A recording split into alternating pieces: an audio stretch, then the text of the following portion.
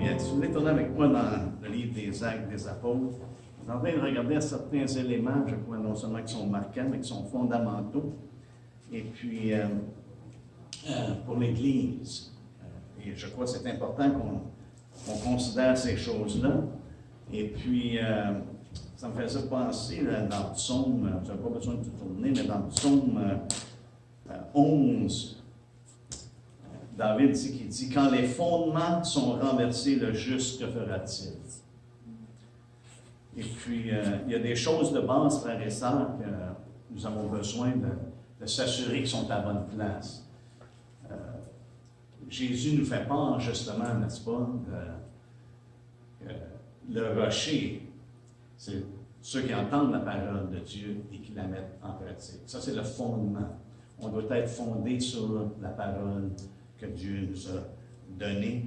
Et je crois que c'est essentiel qu'on demeure fondé continuellement sur ce fondement. Si vous voulez tourner avec moi dans Acte 2, nous allons continuer à lire ce passage-là. Et puis, on a regardé ensemble la semaine passée, finalement, parce que une des choses qu'on a remarqué, c'est que les apôtres, les disciples, avaient une foi commune. Et cette fois-là, c'était l'Évangile de Dieu. C'est ce qu'il proclamait, la crucifixion et la résurrection de Christ. Et le fait que Christ est maintenant assis à la droite de Dieu, et c'est lui qui règne. Et puis, c'est à lui qu'on doit être soumis. Et ça, c'est une base sur laquelle on doit continuellement se rappeler. N'est-ce pas? Donc, ce matin, nous allons lire ensemble, à partir du verset 42 dans Acte 2, un passage qu'on connaît très bien. Mais j'aimerais tirer quelques éléments de ce passage-là, justement, et qu'on regarde ça ensemble ce matin. Et puis, je crois que ça fait partie de la vision de l'Église. Aujourd'hui, malheureusement, je pense que l'Église a une vision, mais ce n'est pas nécessairement la vision qui est basée dans les Écritures. Ici, ce qu'on voit au verset 42, c'est « Ils persévéraient dans l'enseignement des apôtres ».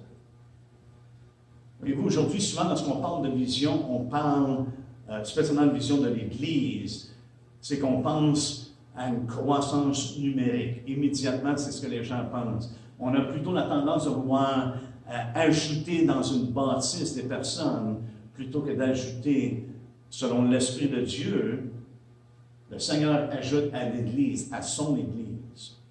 Il ajoute qui? Il ajoute ceux qui sont sauvés. Et c'est ce qui fait toute la différence pour moi. On peut avoir une organisation religieuse, mais l'Église, c'est Jésus qui l'a bâti. Et il l'a bâti avec des personnes qui sont sauvées. Des personnes qui sont nées de l'Esprit de Dieu. C'est ce qui l'intéresse. C'est son Église. Et c'est à lui qui a la charge. C'est lui qui a la charge de bâtir son Église. Et il l'a bâti de cette manière-là. On le voit dans les Écritures, qu'il ajoute à son Église ceux qui sont sauvés. Mais il persévérait dans l'enseignement des apôtres. L'enseignement des apôtres était d'élaborer justement l'Évangile de Dieu, l'Évangile qu'ils avaient reçu. Et je trouve intéressant que, suite au fait que les gens étaient convaincus par la prédication justement de Pierre, avec les 11 qui s'étaient levés, les gens étaient convaincus, ils avaient été tellement touchés, vivement touchés, ça nous dit juste auparavant, et ils ont demandé « Que ferons-nous » n'est-ce pas? Si on va au chapitre 2, on lit à partir du verset 37, ça nous dit « Après avoir entendu ce discours, après avoir entendu cette prédication, après avoir entendu le message de l'Évangile de Dieu, ils eurent le cœur vivement touché et ils dirent à Pierre et aux autres apôtres, « Enfants, que ferons-nous? » Voyez-vous, lorsque l'Esprit de Dieu est à l'œuvre, frères et sœurs, ce n'est pas notre puissance de persuasion qui compte.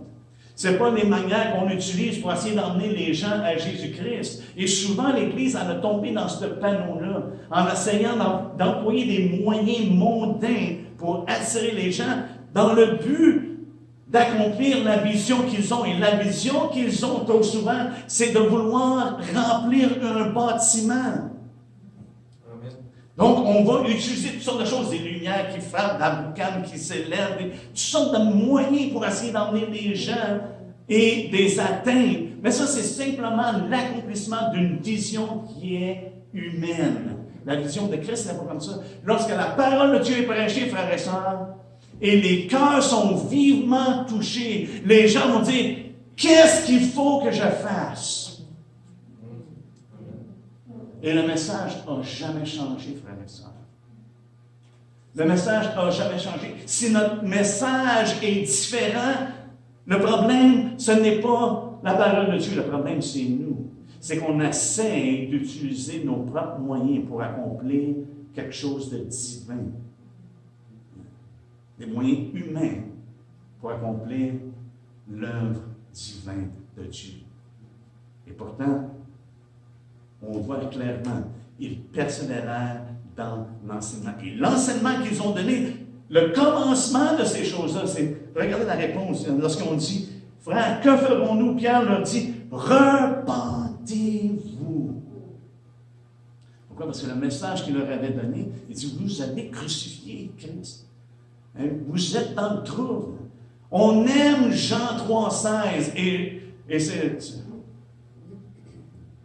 Je remercie Dieu que Jésus nous a dit, hey, quand Dieu a tant aimé le monde qu'il a donné son Fils unique, afin que quiconque croit en lui ait la vie éternelle. Hein? Non, ça dit, afin que, non seulement que quiconque croit en lui ait la vie éternelle, mais qu'il ne périsse pas. Il y a un périssement, frère, il y a un jugement, il y a une perdition. Et la raison pour laquelle on peut échapper à cette perdition-là, c'est parce que Dieu a tant aimé le monde. Mais ceux qui le rejettent, ceux qui le refusent, ceux qui ne disent pas « Que ferons-nous » demeurent sous le jugement de Dieu. Et le message est le même. Repentez-vous, détournez-vous de vos voies, et que chacun de vous soit baptisé au nom de Jésus-Christ pour le pardon. Voyez-vous, ce n'est pas une question dans ce temps-là, est-ce que je me fais baptiser ou je ne me fais pas baptiser? Non. Repentez-vous et que chacun de vous soit baptisé. Aussi simple que ça. Pour le pardon de vos péchés, et vous recevrez le don de l'Esprit. Hein? Le don du Saint-Esprit. Et ce n'est jamais une question de est-ce que tu vas le recevoir? Non. L'Évangile de Dieu, tel que les apôtres l'ont prêché, repentez-vous, soyez baptisés, chacun de vous, et vous recevrez positivement. Vous recevrez. Ce n'est pas une question de si vous allez avoir l'Esprit ou pas. Vous recevrez l'Esprit, le Saint-Esprit, le don du Saint-Esprit. Et ça, c'était le message central. Et ils enseignaient ça. Et le début de ce message était justement la repentance. Jésus a commencé son ministère avec comment? Repentez-vous. Jean-Baptiste, qu'est-ce qu'il a prêché? Repentez-vous. Je pense que c'est un message qui est absolument nécessaire et ça accompagne, c'est accompagné par le baptême. Mais je me souviens quand je suis venu au Seigneur, ça fait quand même quelques années, et puis dans ce temps-là, on avait un cours quasiment de 6 mois avant d'être baptisé. Ça n'a pas d'allure. On ne voit pas ça dans les Écritures. Voyez-vous, parce que le fait de se faire baptiser, qu'on comprenne ou qu'on ne comprenne pas tout, ce n'est pas la question. La question, c'est que les gens se faisaient baptiser. Pourquoi? Parce que Jésus avait dit, allez et faites des disciples de toutes les nations, en les baptisant au nom du Père, du Fils et du Saint-Esprit.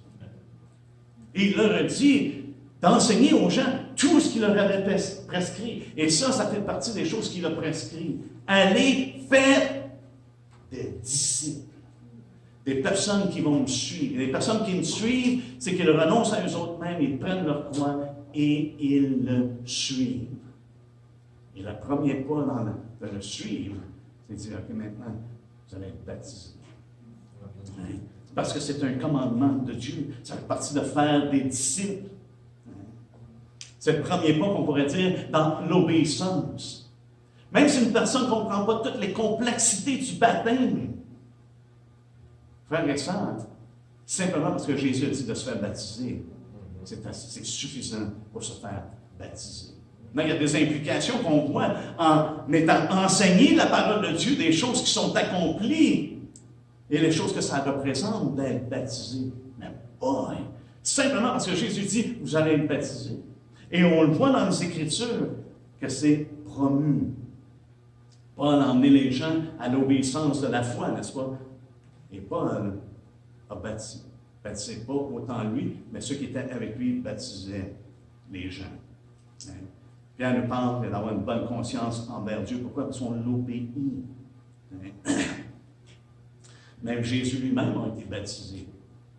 On peut suivre l'exemple du Seigneur. Il s'identifie lui-même avec le peuple, lui qui n'avait pas connu de péché. Jésus a approuvé le ministère de Jean, n'est-ce pas? Concernant le baptême. Lorsque les pharisiens ont demandé à Jésus, « Hey, par quelle autorité tu fais ça?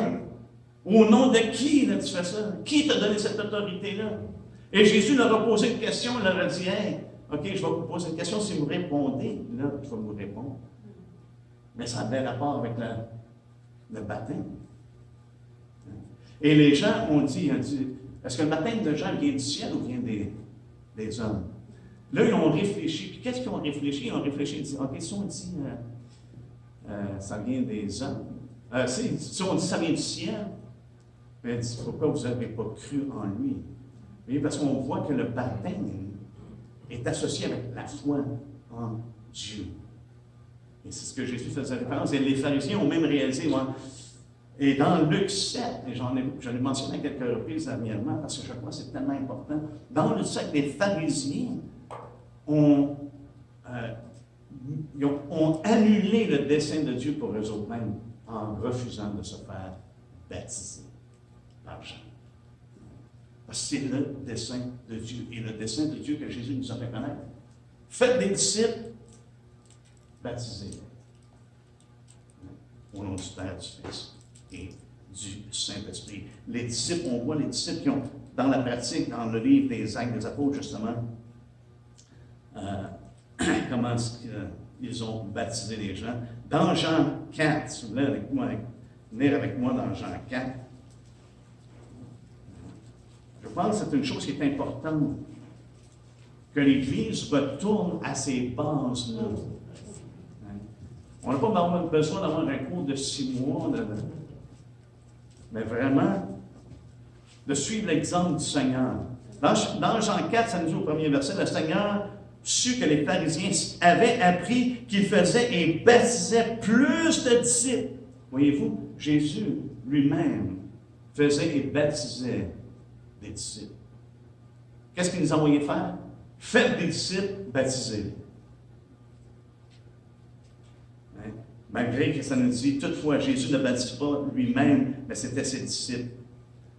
Fait qu'on voit l'approbation, on voit que le Seigneur le commande, on voit la nécessité d'obéir au Seigneur à ce niveau-là. Et on le voit à travers le livre des Actes des Apôtres. Et j'aimerais juste vous faire part au chapitre 8 du livre des Actes des Apôtres. Parce que des fois, on dit, même, la personne n'a peut-être pas la compréhension, la personne n'est pas encore tout à fait prête. Mais ce n'est pas à nous de juger les cœurs. Une chose que j'ai remarqué, c'est que les disciples l'ont fait. Ils l'ont fait basé sur la confession et la foi des personnes. Dans le 8, au verset 12, ça nous dit, « Mais quand ils eurent cru à Philippe, et ça, c'est les gens qui ont reçu la parole de Dieu avec une grande joie en voyant tout ce qui se passait. Mais quand ils eurent cru à Philippe, qui leur annonçait la bonne nouvelle du royaume de Dieu et du nom de Jésus-Christ, hommes et femmes se firent baptiser. Simon lui-même crut, et après avoir été baptisé, et on sait plus tard que Pierre a repris Simon pour son cœur qui était mauvais. Fait que les disciples, c'est pas comme. On voit que les disciples, c'est pas qu'ils attendaient, OK, maintenant ça va. Ah, mais je ne sais pas si tu es prêt à me faire baptiser. Sur la confession de leur foi, les disciples ont baptisé. Pourquoi? Parce que Jésus a dit, c'est ce qu'il a dit. Un peu plus tard, on voit l'eunuque. Philippe lui témoigne à partir d'Ésaïe dont il lisait, Ésaïe 53, et puis, ça nous dit au verset 35, alors Philippe, ouvrant la bouche et commençait par ce passage, lui annonça la bonne nouvelle de Jésus. Comme ils continuaient leur chemin, ils rencontrèrent de l'eau, et l'eunuque dit, voici de l'eau. Qu'est-ce qui empêche que je sois baptisé? Ça veut dire que Philippe a emmené l'eunuque à voir que non seulement il devait être baptisé, non seulement qu'il devait croire, mais il devait être baptisé. On est dans Acte 8. Okay? Il y en a qui me regardent où c'est qu'on est rendu? OK. On est dans Acte 8, et puis je viens de finir de lire le verset 36. Et Philippe dit au verset 37, si tu crois de tout ton cœur, ce n'est possible. L'eunuque répondit, je crois que Jésus-Christ est le Fils de Dieu. Il fit arrêter le char. Philippe et l'eunuque descendirent, tous deux dans l'eau, et Philippe baptisa l'eunuque. Quand ils furent sortir de l'eau, l'Esprit du Seigneur enleva Philippe. Il n'y a pas eu de cours là, concernant le baptême. Il y a juste eu l'obéissance à la parole de Jésus-Christ. Et c'est ça qui est important, frères et sœurs. Et c'est pour ça que je vois que c'est un fondement. Ils enseignaient ces choses-là. Mais est-ce qu'on enseigne? C'est pour ça que je veux parler de ça ce matin. Ils persévéraient, ça nous dit au verset 42, ils persévéraient dans l'enseignement des apôtres. Et je crois que pour nous, de persévérer dans l'enseignement des apôtres, je crois qu'on a besoin de retourner à cette base de la parole de Dieu. De prêcher le fait que les gens ont besoin de se repentir, ils ont besoin d'être nés de l'Esprit, ils ont besoin d'être baptisés, ils ont besoin de recevoir le don de l'Esprit. On peut avoir une foule de personnes.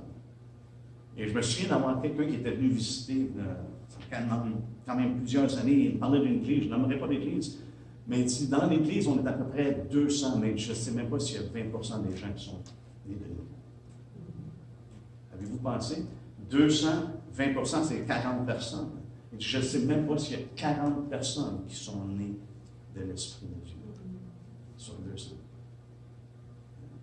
Ça peut bien paraître aux yeux des hommes d'avoir beaucoup de personnes, mais s'ils ne sont pas sauvés, frères et sœurs, ce n'est pas l'Église de Jésus-Christ. Parce que les personnes qui l'ajoutent dans son Église, ce sont ceux qui sont sauvés. Ça, c'est l'Église que Christ regarde.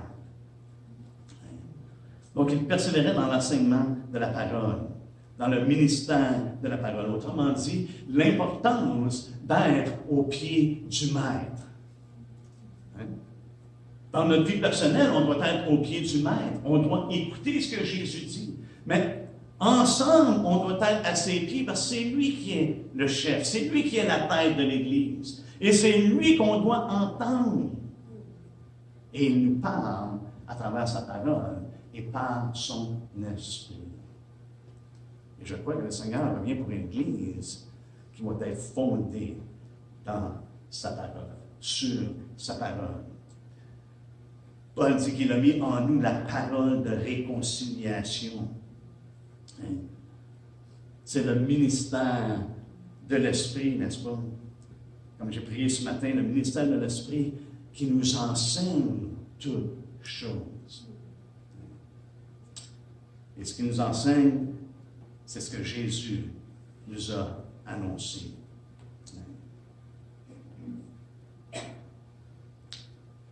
Jean dit dans 1er Jean, dans son épître, il dit, nous avons reçu une onction et il nous enseigne toutes choses. L'importance d'être à l'écoute. Regardez l'importance de la parole de Dieu. Si on va, si vous voulez tourner avec moi dans Jean.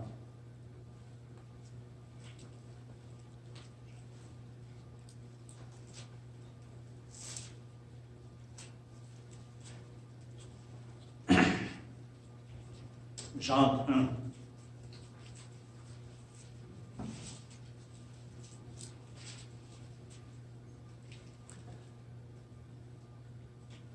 Au verset 18, ça nous dit, « Il nous a engendrés, il nous a fait naître, selon sa volonté. » Et comment est-ce qu'il nous a fait naître, selon sa volonté?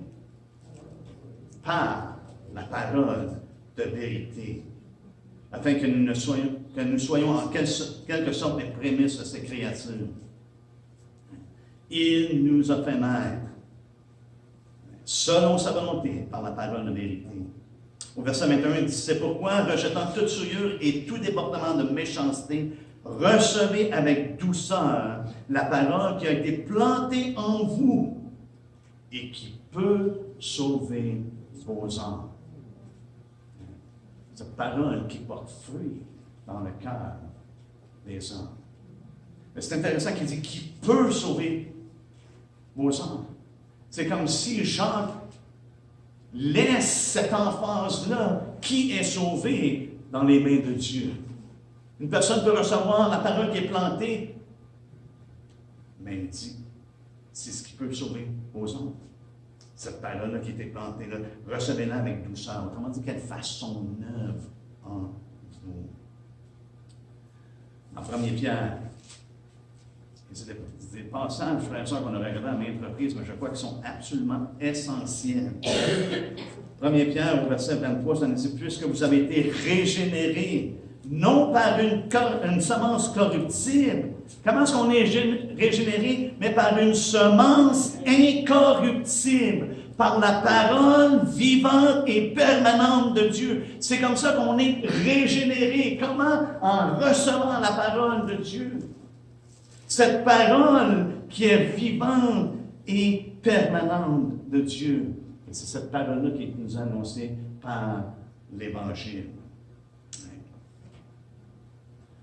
Dans Éphésiens, Paul est continuellement, et je crois que c'est l'ensemble des apôtres, qui met une emphase sur l'importance de la parole de Dieu. Et je crois que c'est pour ça qu'on voit dans le livre des Actes l'importance qui est placée sur la parole de Dieu qui doit être prêchée, parce que c'est la semence. On connaît la parole du semeur. Qu'est-ce qui est semé? C'est la parole de Dieu. Pourquoi? C'est par cette parole-là que les gens peuvent être régénérés. Et c'est cette parole-là qui a convaincu justement les gens qui ont entendu Pierre, qui ont dit, que ferons-nous? Et là, Pierre leur a dit qu'est-ce qu'il avait besoin de faire. Dans Éphésiens 1, verset 13, ça nous dit, en lui, vous aussi, après avoir entendu la parole de la vérité, l'évangile de votre salut, en lui vous avez cru et vous avez été scellés du Saint-Esprit.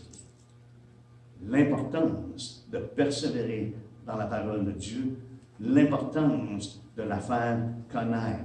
À quel point est-ce que c'est important? Regardez ce que Paul dit à Timothée. Et c'est en même ligne que qu'est-ce que Jacques a dit, n'est-ce pas? Cette parole-là qui peut sauver vos âmes. Regardez ce qu'il dit à Timothée. Dans 1 Timothée 4, au verset 16, il dit, veille sur toi-même et sur ton enseignement. Persévère dans ces choses, car en agissant ainsi, tu te sauveras toi-même et tu sauveras ceux qui t'écoutent. Wow! Intéressant. Paul dit à Timothée, il dit, Timothée, tu as besoin de watcher, on va parler en bon français québécois, tu as besoin de watcher sur toi-même. Qu'est-ce que tu enseignes? C'est important. Et il dit, parce que tu te sauveras toi-même et tu sauveras ceux qui t'écoutent. Moi, je ne m'assine pas avec ça, OK? L'importance de l'enseignement de la parole de Dieu. Et ils ont persévéré dans cet enseignement-là, frères et sœurs. Et ici, qu'est-ce que Paul fait? Il exhorte Timothée à quoi? À persévérer dans ces choses-là. Non seulement c'est un fondement, frères et sœurs, mais c'est ce qu'on bâtit avec, c'est ce que le Seigneur bâtit avec sa parole. C'est ce qu'il fait. Voyez-vous, je crois que dans nos jours, nous avons de belles églises qui paraissent très bien en dehors. Mais je crains que le fondement est fautif. Et qu'est-ce qui arrive quand le fondement est fautif? Quand il se passe de quoi de tragique? Soit un tremblement de terre, soit une tempête. Souvent, la bâtisse va tomber. Pourquoi? Parce que le fondement n'est pas correct. C'est ce que Jésus nous dit, n'est-ce pas?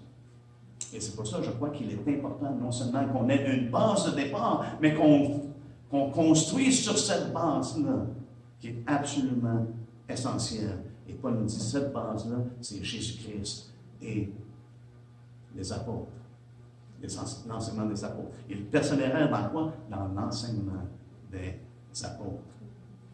Et je crois que c'est important pour nous également de persévérer. Jésus met une importance sur la persévérance. Allez-moi dans Luc 21, et il donne dans le contexte, justement, de la fin des temps.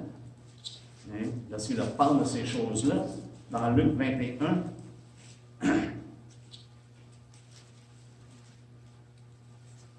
il dit que vous allez passer à travers des moments difficiles, n'est-ce pas? Et puis, au verset 17, il dit, vous serez haïs de tous à cause de mon nom, mais il ne se perdra pas un de vos cheveux. Par votre persévérance, vous sauverez vos âmes. C'est intéressant que Jésus dit, par votre persévérance, vous sauverez vos âmes. Dans Matthieu 24, comment est-ce qu'il dit? Celui qui persévérera jusqu'à la fin sera sauvé. Donc, si Jésus met une emphase là-dessus, frères et sœurs, je crois que c'est important que nous mettions également une emphase sur la persévérance. Hein? Persévérance dans l'enseignement de la parole de Dieu. Persévérance dans notre relation avec lui. Paul le dit à Timothée, il dit, si nous persévérons, qu'est-ce qui va se passer? Nous régnerons avec lui. Mais si on le renie, qu'est-ce qui va se passer? Il nous reniera. Pourquoi Paul donne des avertissements comme ça? C'est afin qu'on prenne le temps de réfléchir à ces choses-là et de s'examiner, de dire, non, il faut persévérer. Et il y a un seul chemin, c'est Jésus-Christ. La porte est étroite, le chemin est resserré. Si on marche selon l'enseignement de la parole de Dieu, frères et sœurs, on peut être certain que ce ne sera pas le chemin qui est large, mais le chemin qui est resserré. Et c'est pour ça que je crois que lorsque Paul exhorte Timothée de veiller sur son enseignement, c'est la même chose que Jean dit concernant de demeurer dans la doctrine de Christ. C'est ce qui me fait peur aux gens, c'est demeurer dans la doctrine de Christ. Demeurer dans l'enseignement de Christ. Donc, on voit que les gens, dans Acte 2, persévéraient. Persévéraient dans l'enseignement du Seigneur. Pourquoi? Parce que c'est ce qui sauve. Hein? Le Seigneur sauve les gens, il les amène à être enseignés. Lorsque Pierre a prêché, il a dit aux gens, il dit, sauvez-vous de cette génération perverse. Hein? Et ça nous dit au verset 41, justement, ceux qui acceptèrent sa parole furent baptisés. En ce jour-là, le nombre des disciples augmenta environ 3000 âmes. C'est difficile de s'imaginer que 3000 âmes étaient baptisés dans la même journée. Ils ont dû commencer de bonne heure ou finir tard. Alléluia. Et je ne pense pas que chacun m'a donné un témoignage non plus. À 3000, j'en doute fort bien. Alléluia. Ce n'est pas une mauvaise chose de donner un témoignage. Mais je veux dire, il y a des choses qu'on développe des fois. C'est ça, c'est un développement parmi les hommes. Non seulement qui ont persévéré dans l'enseignement des apôtres, frères et sœurs, mais dans la communion fraternelle. Ils étaient assidus au partage fraternel et spirituel. Regardez, c'est au début du verset 46, ça nous dit, ils étaient chaque jour, tous ensemble, assidus au temple, ils rompaient le pain dans les maisons. Ils prenaient leur nourriture avec joie. Donc, on voit ici qu'ils avaient des choses en commun. Au verset 44, tous ceux qui croyaient étaient dans le même lieu. Et ils avaient tout en commun. Il y en a même qui vendaient leur maison, ou des champs, ou des propriétés, qu'ils partageaient. C'est comme un surplus qu'ils avaient et ils le donnaient parce qu'ils continuaient quand même à se rencontrer dans les maisons. Ils rompaient le pain dans les maisons. Ils n'ont pas tous vendu leur maison pour dire, OK, on met tout ça ensemble. Mais il y en a qui avaient de l'extra, et on le voit au chapitre 5, fin du chapitre 4, avec aussi, voyons, son nom m'échappe, Barnabas. Justement, qui a vendu et a donné les fonds. Mais les gens étaient ensemble, il y avait une communion fraternelle, il y avait les choses en commun, ils partageaient le produit de ce qu'il y avait entre eux.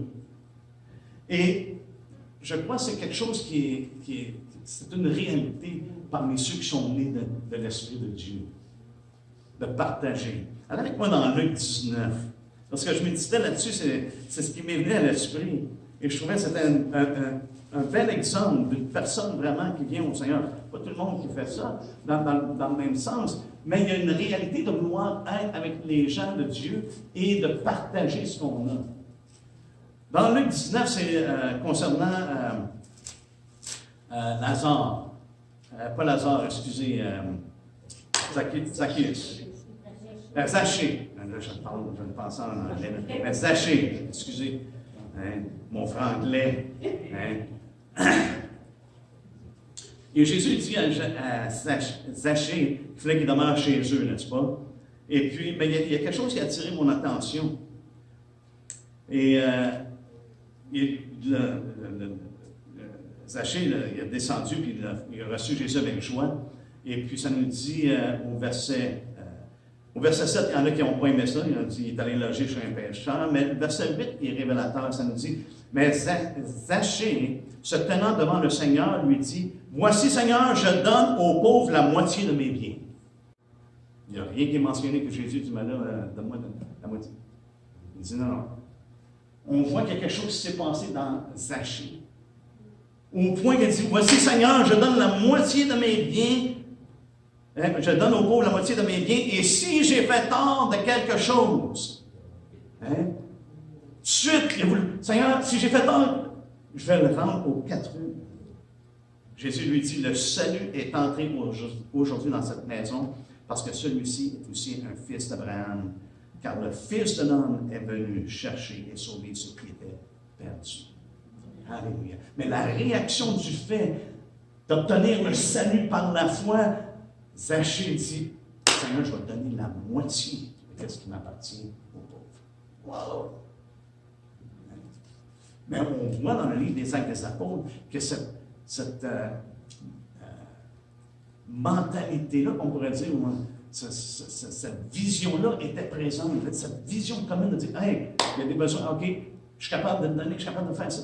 Et les gens partageaient ces choses-là. Il y avait un partage fraternel et spirituel qui se passait. Ils prenaient le pain ensemble, n'est-ce pas? C'est ce que ça nous dit au verset 42. Non seulement qu'ils étaient dans la communion fraternelle, mais dans la fraction du pain. Ils partageaient le repas ensemble. Et savez-vous, on voit avec Zachée qui a donné la moitié, mais c'est un reproche également lorsque les gens agissent égoïstement. Et c'est un reproche à la lumière, justement, de la table du Seigneur, dans 1 Corinthiens 11, n'est-ce pas? Paul, allez avec moi, parce qu'il y a quelque chose qui, je crois, qui est intéressant dans ce passage-là. Dans 1 Corinthiens 11,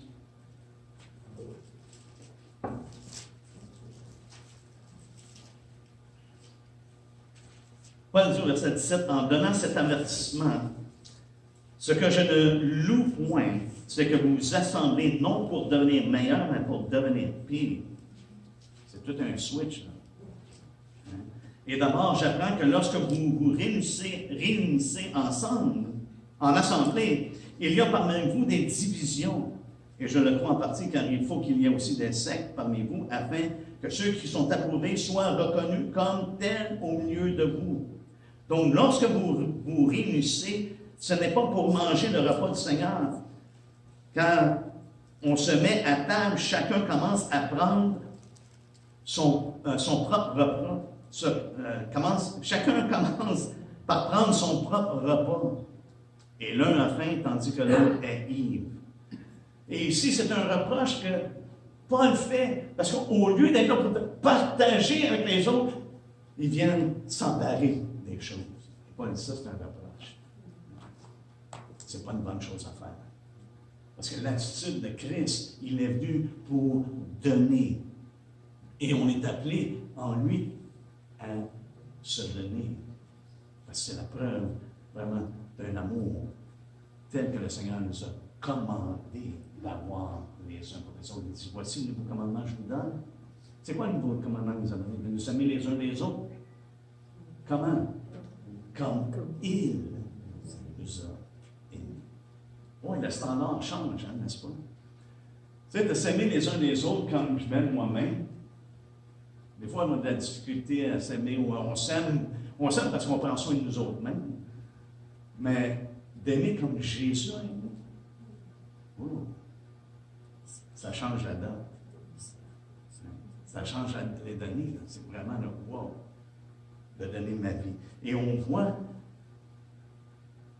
au chapitre 2 que c'était l'enseignement qu'il donnait, au point que ça a emmené les gens à être prêts à partager, à être libérables les uns envers les autres. Non pas pour une accumulation personnelle. Souvent, aujourd'hui, malheureusement, la parole est prêchée d'une telle manière que les gens s'enrichissent au profit de la parole de Dieu. Et dans 1 Timothée 6, Paul condamne, parce qu'il dit ça, c'est pas de l'enseignement de Christ. Parce qu'il y en a qui pensent que la piété est un gain, hein, mais pour eux autres mêmes. Mais ça n'est un gain,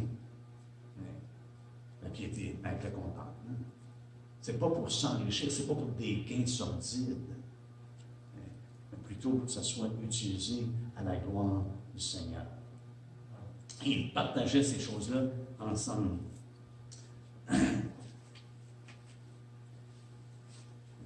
Et l'autre chose qu'on voit qui est, je crois, de base, la vision qu'ils avaient, c'était ensemble dans la prière. Et ça nous dit au verset 42, encore une fois, dans la fraction du pain et dans les prières.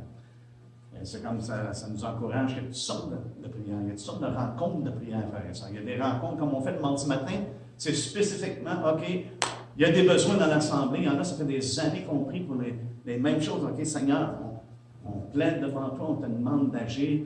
Denis, après 2 ans, a été guéri.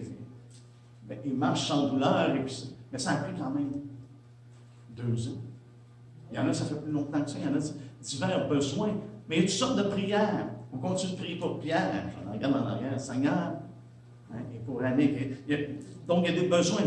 Mais il se rencontrait pour les prières. Mais il se rencontrait également dans le temple pour prier. Il était assidu au temple, c'est ce que ça nous dit. Chaque jour, tous ensemble, assidus au temple. On sait qu'au temple, si on va au chapitre 3, qu'il y avait l'heure de la prière.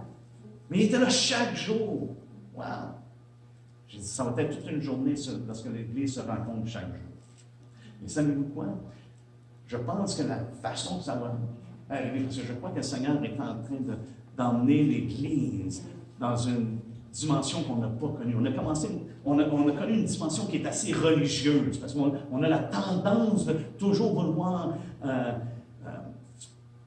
faire les choses à notre manière. Et non pas nécessairement à la manière de Dieu, malgré qu'on va mettre le nom de Dieu là-dedans. Mais le Seigneur est en train, je crois, de nous emmener à une place que notre vie n'est pas ici-bas sur la terre. Paul dit, ma vie, c'est Jésus-Christ. Trop souvent, on reçoit Christ en addition à notre vie. Et non pas à la perte de notre vie. Celui qui perd sa vie la trouvera. Imaginez-vous. Est-ce que la parole de Dieu est vraie? Est-ce que la parole de Jésus est vraie? Mais celui qui la trouvera, qu'est-ce qui va arriver? Il va la perdre. Et souvent, on prêche Christ. Oh, my! Qu'est-ce que tu vas gagner? Est-ce que Jésus a prêché de cette manière-là? Est-ce que les disciples ont prêché de cette manière-là? Non. Celui qui vient à Christ, Jésus dit, renonce à toi-même, prends ta croix, suis-moi. Ça, c'était son message. Maintenant, on sait que Dieu nous bénit, mais ce n'est pas la raison pour laquelle on vient à lui ou qu'on le suit. On le suit parce qu'il est maître. Il est le sauveur. Et c'est ce qu'il nous commande de faire. Donc, ils étaient impliqués dans ces choses-là. Et la parole de Dieu nous dit qu'il y avait une bénédiction qui était commune entre eux. Il y avait un entourage qui était saint. Comme mercredi soir, justement, on a parlé de ça. Soyez saints, car je suis saint. Il y avait un environnement qui était saint. Et qu'est-ce que la parole de Dieu nous appelle? Ça nous dit dans 2 Corinthiens, ne vous mettez pas avec les infidèles sous un joug étranger. Sortez du milieu de vous et séparez-vous, dit le Seigneur. Ne touchez pas à ce qui est impur et je vous accueillerai. Il y avait un appel de sortir, et c'est ça l'Église. Hors d'eux. On sort hors d'eux. Et Jean nous dit clairement, il dit de ne pas aimer le monde, ni les choses qui sont dans le monde. Pourquoi? Parce que la convoitise des yeux, la convoitise de la chair et l'orgueil de la vie, ça ne vient pas du Père. C'est pour ça qu'il dit, retirez-vous. Je ne me souviens pas exactement comment le reste va de ce passage-là dans 1er Jean. Il dit, au verset 15 du 2e chapitre, n'aimez point le monde ni les choses qui sont dans le monde. Si quelqu'un aime le monde, l'amour du Père n'est point en lui. Oh. Oh. Souvent, lorsque je considère des choses qui sont prêchées de nos jours, comment ça amener les gens vraiment plus à aimer le monde. On est à aimer le monde, les hommes, au point de leur prêcher l'Évangile, mais pas d'aimer le monde dans la convoitise de ce monde. Car tout ce qui est dans le monde, la convoitise de la chair, la convoitise des yeux et l'orgueil de la vie ne vient point du Père, mais vient du monde. Et le monde pense, et sa convoitise aussi, mais celui qui fait la volonté de Dieu demeure éternellement. Et je veux mettre en face là-dessus, c'est celui qui fait la volonté de Dieu. Il demeure éternellement. Pas celui qui pense qu'il fait la volonté de Dieu, mais celui qui est engagé dans la volonté de Dieu. Comme on a vu avec Épaphrodite, qui était comme il était engagé à faire la volonté de Dieu. Et ce qu'il priait pour les gens. Donc, il y avait un partage, on retourne dans Acte 2, il y avait un partage qui était joyeux, qui était vraiment sincère. Ça nous dit, au verset 46, à la fin du verset 46, ça nous dit, ils prenaient leur nourriture avec joie et simplicité de cœur. Il y avait une attitude d'adorateur, ça nous dit, louant Dieu. Mais également, il trouvait grâce auprès de tout le peuple. Il y avait une faveur. Dans ce contexte-là, l'Église, il y avait une faveur, même parmi les gens. Malgré que Jésus a dit, « Hey, vous allez avoir du trouble. » Ça ne veut pas dire, parce qu'on a la faveur, qu'on n'a pas de trouble, qu'on n'a pas de tribulation, qu'on n'est pas persécuté. Non, mais il y avait une faveur. Les gens regardaient l'Église, puis, wow! Ils voyaient que Dieu était actif. Allez au chapitre 5. On achève. Je voulais juste terminer ça. On a commencé un peu plus tard, de toute façon. C'est votre faute, parce que j'appelais pour dire, hey, OK, vous avez continué à parler. Ça nous dit au verset 13 du chapitre 5, à la fin du verset 12, ils se tenaient tous ensemble au portique de Salomon, ça c'est l'Église, les disciples qui se tenaient ensemble, et aucun des autres n'osait se joindre à eux, mais le peuple les louait hautement. Le nombre de ceux qui croyaient au Seigneur, hommes et femmes, augmentait de plus en plus. De sorte qu'on apportait les malades dans les rues, on les plaçait sur les lits, afin que les gens soient guéris. Mais il y avait une œuvre qui s'accomplissait. Il y avait une croissance qui était là, dans l'Église. Ce n'était pas la méthodologie.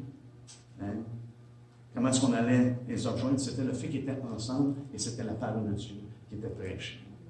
C'était leur vie ensemble en tant que disciple de Christ, qui a touché les vies. Les gens n'osaient pas se joindre à eux parce qu'ils savaient, pour se joindre à eux, tu as besoin d'être né de l'Esprit. Ils ne disaient pas dans ce terme-là, mais ils savaient que, hey, c'est sérieux, tu te joins à eux. Pourquoi? Parce que juste auparavant, la nouvelle d'Ananias et de sa femme Saphira, à cause qu'ils avaient menti à Dieu, ils ont pris ça au sérieux.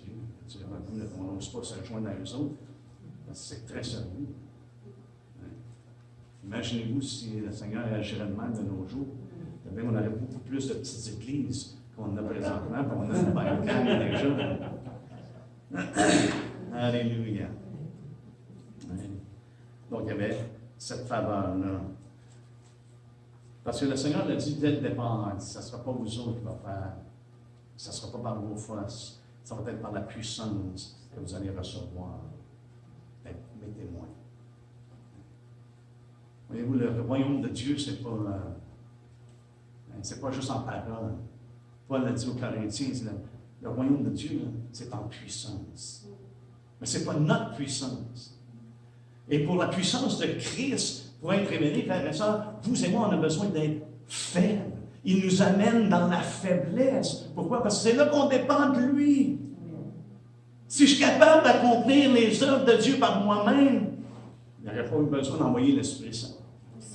Mais il envoie l'Esprit Saint donner la puissance de faire l'œuvre à laquelle il nous appelle.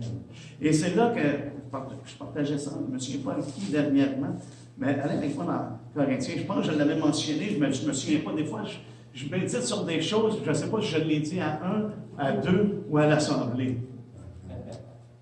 C'est bien un signe d'âge, je ne sais pas.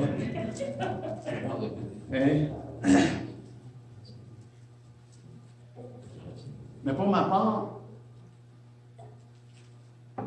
je crois que l'Église n'est pas le moyen, je veux dire, nos rassemblements ensemble n'est pas le moyen d'évangéliser. Mais Dieu agit toutefois même à travers ça. Mais lorsque les gens viennent, c'est parce qu'ils voient Dieu manifester au sein de l'Église. Et c'est ce qui fait toute la différence.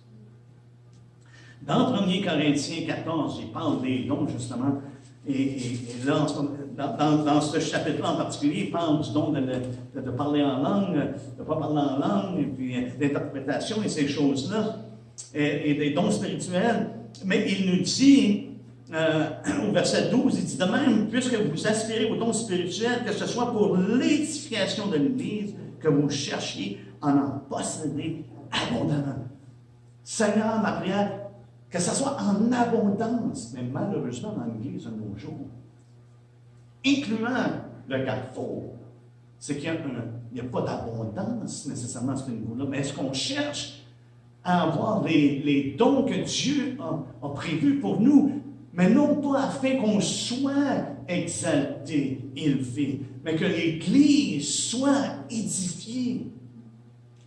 C'est la raison pour laquelle il nous donne son esprit, pour qu'on soit des témoins, mais également qu'à travers les membres de son corps, l'Église est édifiée. Mais le problème avec nous, les hommes, les êtres humains, c'est que souvent on cherche à attirer l'attention sur nous autres-mêmes, plutôt que de tourner l'attention à Jésus-Christ. Et lorsque l'Esprit parle, frères et sœurs, dans l'Église, l'Église est édifiée. Lorsque l'homme parle dans l'Église, l'Église est irritée. Parce que ça ne vient pas du tout accomplir l'œuvre de Dieu. Je crois que c'est pour ça qu'on a besoin de demander au Seigneur qu'on les cherche ces dons-là à posséder avec abondance, mais dans le but que Christ accomplisse sa volonté au milieu de nous. Que son Église soit édifiée, mais également que ça devienne une source de témoignage, comme on l'a vu dans Actes, où ce que les gens les louaient hautement, disaient, oh my, Dieu est vraiment au milieu d'eux autres. Et regardez ce qu'il dit au verset 22. Ça nous dit, par conséquent, les langues sont un signe pour les non-croyants, mais pour les non pour les non-croyants, pour les croyants, c'est-à-dire, mais pour les non-croyants, la prophétie, au contraire, est un signe, non pour les croyants, mais non pour les non-croyants, mais pour les croyants. Si donc, j'essaie d'aller trop vite, là, parce que j'en regarde le temps. OK, on reprend ça tranquillement. Par conséquent, les langues sont un signe non pour les croyants, mais pour les non-croyants. La prophétie, au contraire, est un signe pour les non-croyants.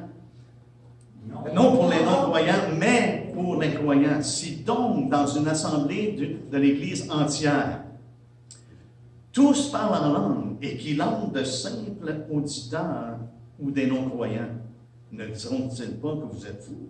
Oui, exactement, c'est ce qu'ils vont dire. Ils ont perdu la tête. Hein? Et puis après ça, il nous dit au verset 24, mais si tous prophétisent et qu'il entre un non-croyant ou un simple auditeur, il est convaincu par tous. Il est jugé par tous. Hein, quand on dit, en manœuvre, il ne faut pas juger dans l'Église. Non, Dieu juge. Si on opère selon les dons de l'Esprit, il dit, il est jugé par tous. Les secrets de son cœur sont dévoilés de telle sorte que, tombant sur sa face, il adorera Dieu et publiera que Dieu est réellement au milieu de vous. Est-ce que c'est vous? Qu'est-ce que ça... Pour moi, je me dis, Seigneur, Alléluia! C'est ça ton Église. Tu as des non-croyants et que tous prophétisent au cœur. L'opération des dons de Dieu au sein de l'Église va faire en sorte que les non-croyants vont être convaincus, jugés, et ils vont réaliser, mais qui c'est qui leur a dit ça? Parce que les secrets de leur cœur sont dévoilés. C'est ce qu'il se dit ici, les secrets de son cœur sont dévoilés de telle sorte que tombant sur sa face, il adorera Dieu et publiera que Dieu est réellement au milieu de nous.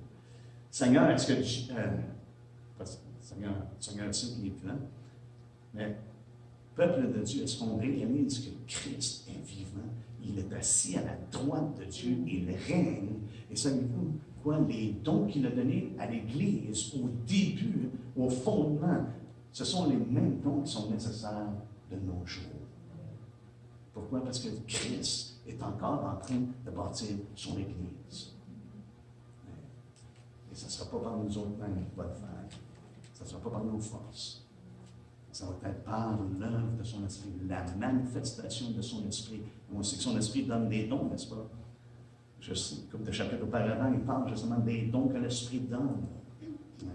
Différents ministères, différents dons, différentes opérations. On ne fait pas toutes la même chose de la même manière. Parce que Dieu utilise des vases de différentes façons. Même avec les mêmes dons, ça peut être opéré d'une façon différente. Mais on doit être en mesure de reconnaître c'est l'Esprit de Dieu. C'est pour ça que je crois que le fondement a besoin d'être solide, afin que le bâtiment, on pourrait dire pas le bâtiment physique, mais le temple de Dieu s'élève et soit saint. Amen. Est-ce qu'on peut se lever ensemble, s'il vous plaît? Merci pour votre patience. Allez.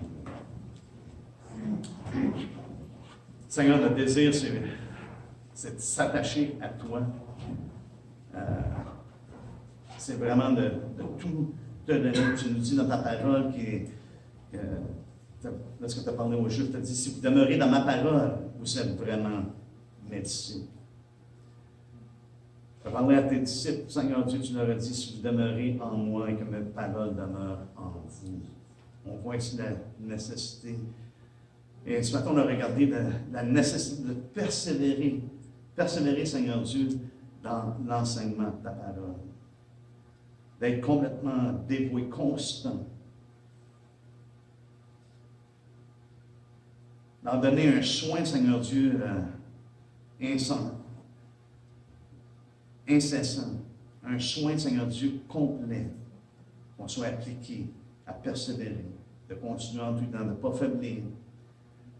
Mais qu'on soit, Seigneur Dieu, rempli de ton esprit courageux, toujours disposé à faire ta volonté.